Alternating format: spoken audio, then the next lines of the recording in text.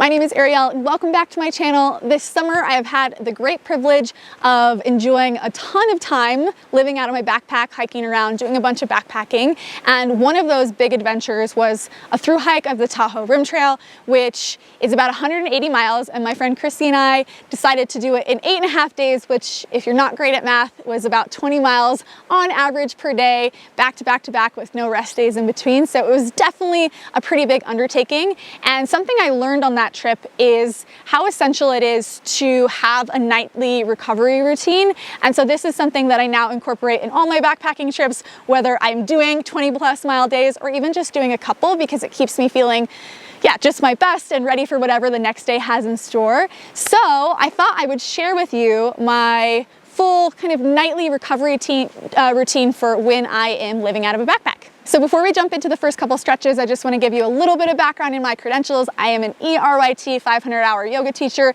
and I actually have about 3 times the amount of qualifying hours you need for both schooling and for teaching. And all you need to know about that is, I have thousands of hours of both schooling and teaching of yoga, and I absolutely love sharing yoga with everybody. And I've seen the power of yoga to transform people, not only physically, but mentally, emotionally, spiritually, all these things. So I'm really excited to share a little bit of that knowledge with you today.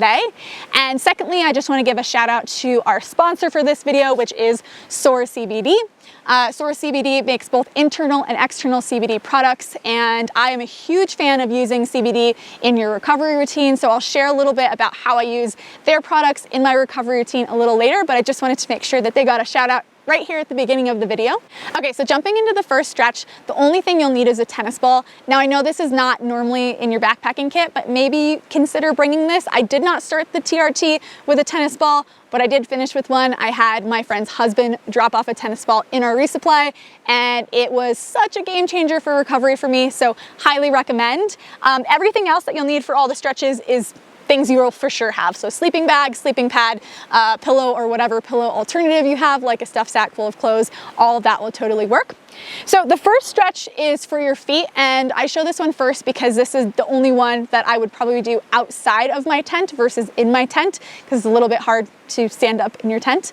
But we're gonna use the tennis ball to work out some of the connective tissue on your feet. So I don't know about you, but for me, my feet are one of the first things that end up getting really sore and achy and painful, especially when I'm doing big, long mile days. And so I found that if you can really work on your feet, it makes a huge difference in your well-being. Something you might not know is that the connective tissue on your feet actually connects all along the back chain of your body. So when you loosen up and break up some of those adhesions or stickiness in the bottom of your feet, it actually helps to release all of that up through the back, the connective tissue and fascia up through the backs of the legs, up through the backs of the hamstrings, and even like low back and even some neck tension. So working on the feet is, it's kind of a game changer, and it's something that I think people often forget. So super simple. You'll do this standing. I'm just going to show it to you sitting because I will be out of frame. But basically, you'll place the tennis ball on the ground, and you'll stand with your heel on the ground, and you're going to put the tennis ball right into the ridge of your feet. Sorry if my feet are dirty, I'm walking around on the dirt. But so you have this mound of your foot, you're gonna put it right in the hole there beneath the mound, and you're gonna put all of your weight and start to lean from side to side. You'll do that for a little bit, and then you'll start to run the ball up and down the bottom of your feet. Now, in a perfect world, you wouldn't be right on the bone. You'd kind of try to sneak the ball in between the bones of your feet, but realistically, those are so close together, and the ball is much bigger than that. But just really think about not so much going diagonal, but really going up and down and getting into those spaces between the feet. And it's, like I said, it's kind of crazy how much working on the bottom of the feet can make an impact on the rest of the body. So this is something that I like to do right before I get in my tent. I'll take off my shoes and just work on my feet. This is also something that I'll do periodically throughout the day. So every time that I take a break and take my shoes off, I will do a little bit of work on my feet, and I can't emphasize it enough.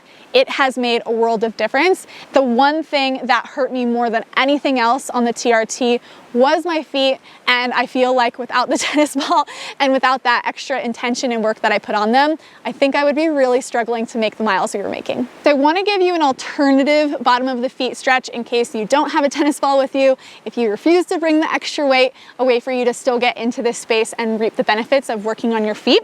So I'm going to show you from behind so you can get a sense, but ultimately you're going to want to put your knees on something soft. So I'm going to put my knees on my sleeping pad, and then your toes can be off on the ground.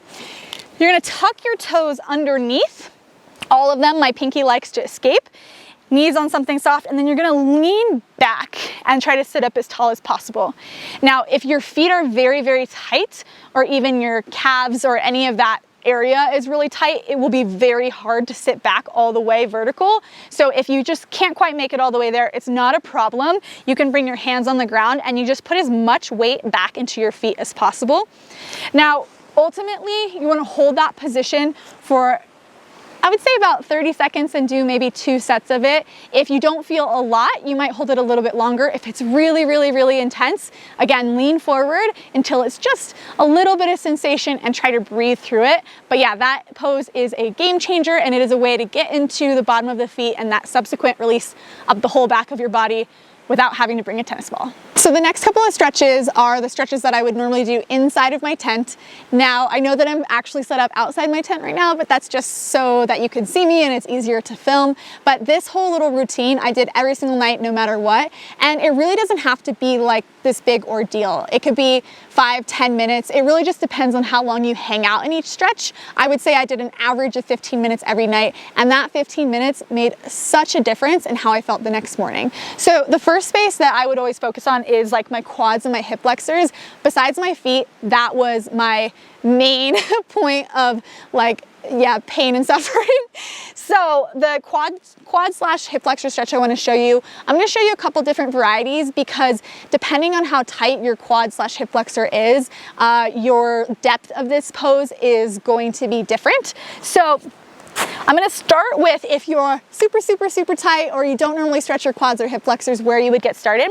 So I kind of cozy up to the edge of whatever leg I'm stretching on my sleeping pad, because that extra space between your sleeping pad and the ground will really help you out here.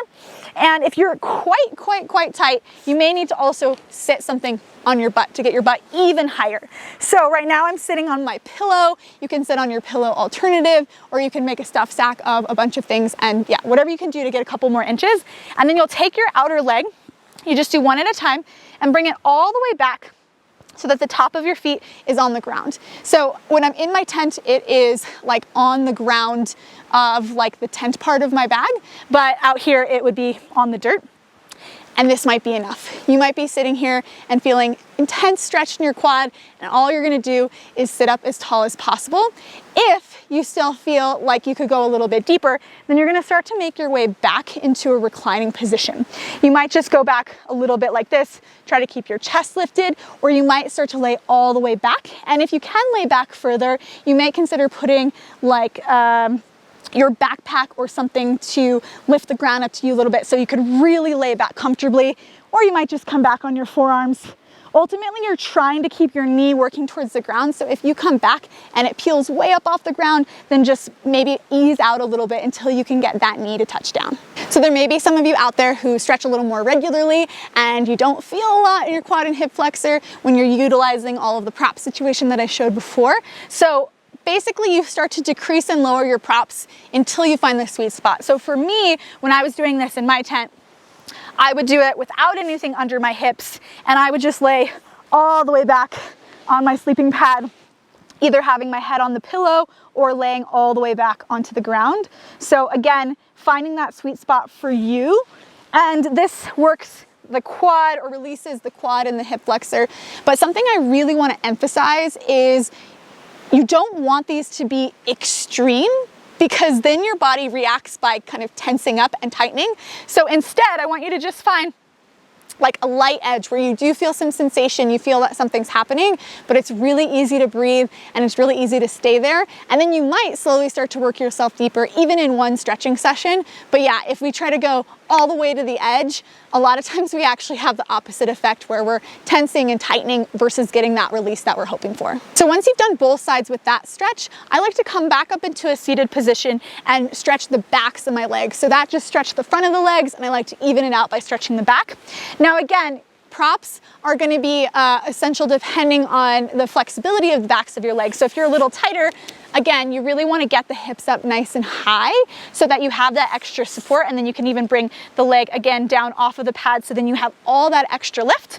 So you'll bring one leg out and one foot in, and you really want to flex your toes back towards your shin. So there's something called reciprocal inhibition, and what that means is if you engage one side of your body, the bottom side can release even better. So you want to keep the front part engaged as much as possible, at least at the beginning, and then you can fully melt in later.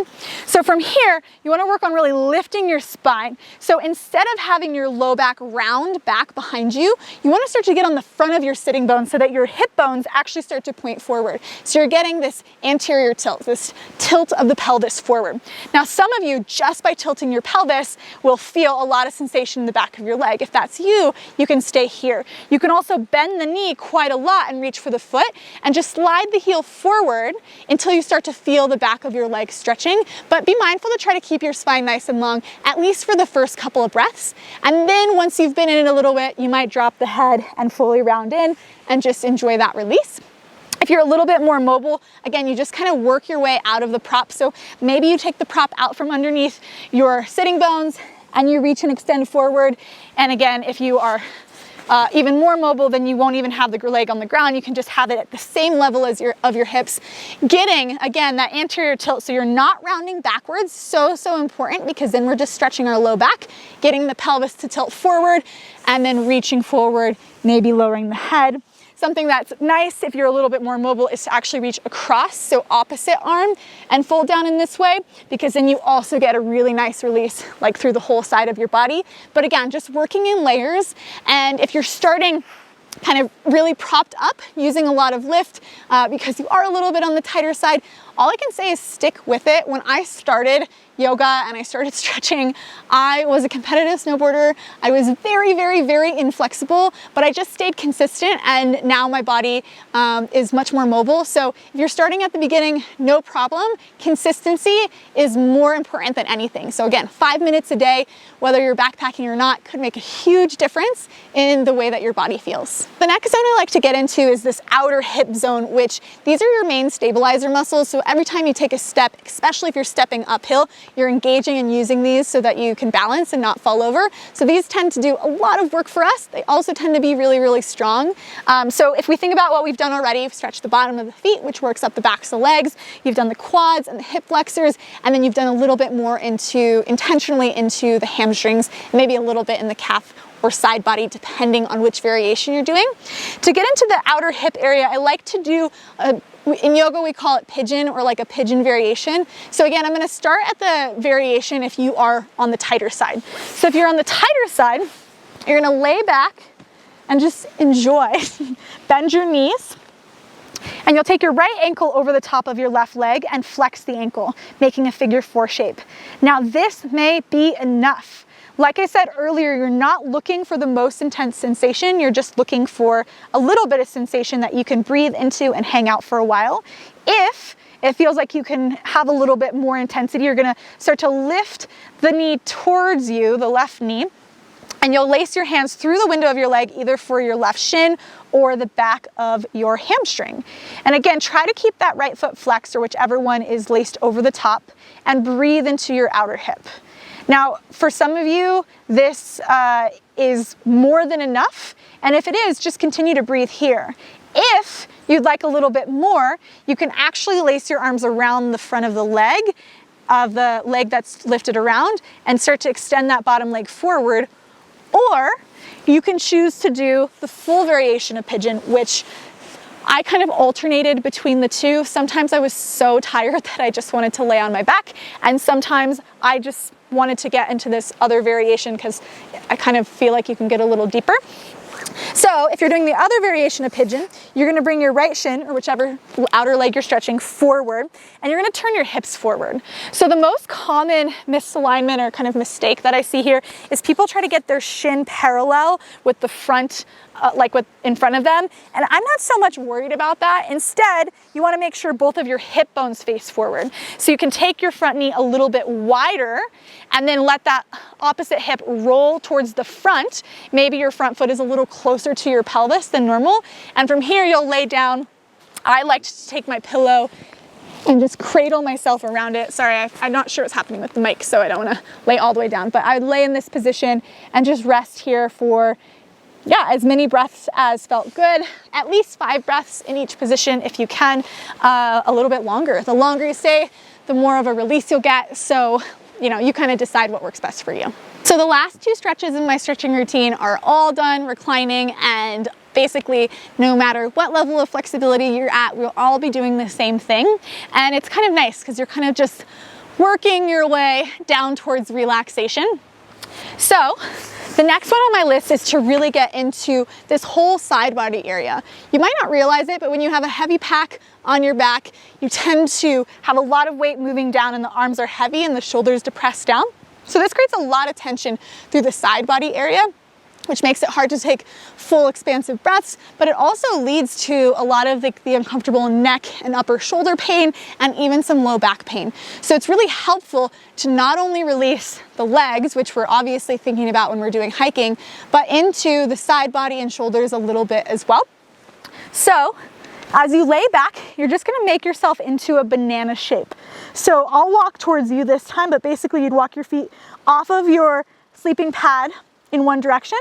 You'd reach your arms up overhead and stretch your torso in that same direction. So you look like a big banana or a crescent moon. Now, right now I'm walked everything over to the right. So my left side is stretching, and I'll just allow that left armpit to roll down towards the ground and breathe into the space that you're getting on your outer hip, your ribs, and your outer armpit. And then from there, of course, you would come to center and you would do the other side. The last stretch in my nightly stretching routine for backpacking is just a really nice, juicy twist. The twist really just helps relieve everything, and it also helps you continue to get into your side body and a little bit into the chest and shoulders as well. So super simple. Again, you just lay back on your back. You can either do both knees in and drop your knees to one side and reach out through the other arm. So if your knees go to the right, your left arm reaches out. Or you can draw one knee in. So for this example, I'll have my left knee in, right leg forward, and then use my right hand to draw my left knee across the body. And again, reaching out through the left arm. This version is a little bit more intense. So you just choose what works for you in any moment. So something I want to acknowledge about all of the stretches I shared with you today is that every single day that you lay down or sit down to do your stretches, your body is gonna feel different. There were days on the trail where it was so easy for me to just lay back in that quad stretch or like get my knee all the way to the ground in the twist. And there were days that my body just didn't want to move that far. So just be really mindful and listen to your body on any given day. And just because something felt really like easy one day doesn't mean it's gonna feel so sweet and easy the next. So really just work with where you're at, show your body some love and compassion. And again, the main thing I want to emphasize is you're not looking for your deepest, most intense stretch ever, because oftentimes that will kind of give you the opposite reaction that you want. Your body tenses and tightens. Instead, we want to find that nice edge where you're feeling some sensation, you're starting to feel things shifting, and we want to breathe there. And if you feel at that point, after a couple of breaths, that you can go a little bit deeper, then you start to explore those depths so you can really start to gain this mobility in a really safe and intentional way. So as I said earlier, the sponsor for this video is Source CBD, and I love to use CBD products in my recovery routine, even when I'm out on the trail. Now it looks a little bit different at home. I might use like every single product I have, but when I'm out in my backpacking, trips, I'll have just, you know, my favorite things in my pack. But I love that there's some super light options and some things that we can do to really just expedite the recovery from what we're doing. CBD is really well known to help with inflammation, and most of that pain and discomfort that we're feeling after a long day on the trail is inflammation. So having things that help support the reduction of inflammation helps us feel even better and ready for whatever the next day has in store for us. So my favorite product of theirs is it's called the Relief Realize Healing Stick, and it's basically just, a stick of topical cream. Now, the one thing that I will say about this is it is a little bit on the heavier side. So if I'm bringing this, I usually will just be, you know, have a one-piece arsenal for my recovery kit and just bring this. Or once you've used it quite a bit, it gets lighter and lighter. So maybe you use one of yours that has less in it. Something that you could do for topical CBD, if you did not want to carry the weight of that stick, is they have like soothing patches. This is a 3-pack. It literally weighs nothing, but this would be more intentional. So you would put it on a space. Like if you're really having some neck and shoulder pain, you might put on one of these patches to really help with recovery. And lastly, you could do the internal option. The capsules are super light and they work from the inside out. I take CBD every single day, whether I'm on the trail or at home. I have a background of autoimmune stuff, and so I'm always looking for ways to keep inflammation in my body down. So the capsules are also a really great option to have in your recovery arsenal because, yeah, they're super light. You could pour them into like a Ziploc bag or something so it's even lighter. And then lastly, they have a chapstick or a lip balm with CBD, which I don't know about you guys, but sometimes my lips get so trashed out on the trail. So this is just a great way to get quicker recovery from inflammation on your lips. And I tend to just, every night I go to bed on the trail, I have a ton of lip balm on. So obviously there are plenty more stretches than the ones I shared with you that you could do from the comfort of your tent. And if you have some others that you love, definitely find a way to weave them in. But what I love about this routine is that it is not very cumbersome. In fact, you could do it 5, 10, 15, 20 minutes, just depending on how long you hold each stretch and breathe, meaning that you'll probably be more motivated to get it done. And what's so wonderful is in that short amount of time, you can actually access all of the main kind of like problem areas or target areas, the areas of your body that are doing the most work while you're backpacking. So you can get the fronts of the hips and legs, the backs of the legs, the outer hips, you can get the side body and shoulders, and you can get a nice release to wring it all out. So I feel like after this routine, I feel better than ever. I sleep really well, and then I wake up refreshed and ready for whatever the next day has in store. And I tried my best to cover all of the common questions that I would get about each pose if I were teaching this in person. But if you have a question about anything that I shared that I did not cover, please just put it down in the comments below and I will make sure I answer your questions. And as always, if you like this video, give it a thumbs up and hit that subscribe button. And just come along for the journey for more outdoor adventure, health, wellness, lifestyle, all the things. And I think that's it for now. I'll see you in the next video.